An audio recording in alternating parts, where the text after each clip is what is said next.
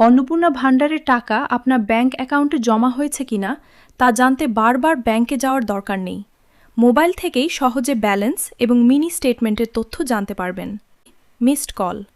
প্রথম পদ্ধতি হল মিসড কল। আপনার ব্যাংকে রেজিস্টার করা মোবাইল নম্বর থেকে পোস্টারে দেওয়া নির্দিষ্ট মিসড কল নম্বরে কল করুন।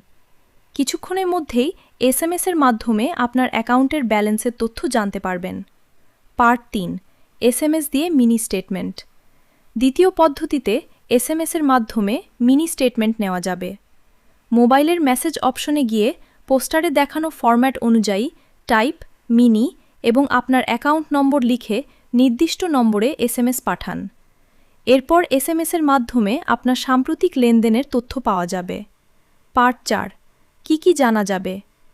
এই পরিষেবার মাধ্যমে আপনি বর্তমান ব্যালেন্স, সাম্প্রতিক লেনদেন এবং ক্রেডিট বা ডেবিটের বিবরণ জানতে পারবেন।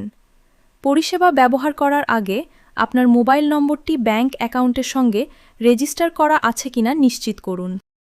মনে রাখবেন, ওটিপি, এটিএম পিন, সিভিভি কার্ডের কোনো গোপন তথ্য কাউকে দেবেন না। কোনো সমস্যা হলে সরাসরি আপনার ব্যাংকের অফিসিয়াল কাস্টমার কেয়ারে যোগাযোগ করুন। পার্ট ৬, শেষ কথা। ব্যাংকে না গিয়েই মোবাইলের মাধ্যমে আপনার অ্যাকাউন্টের তথ্য জেনে নিন।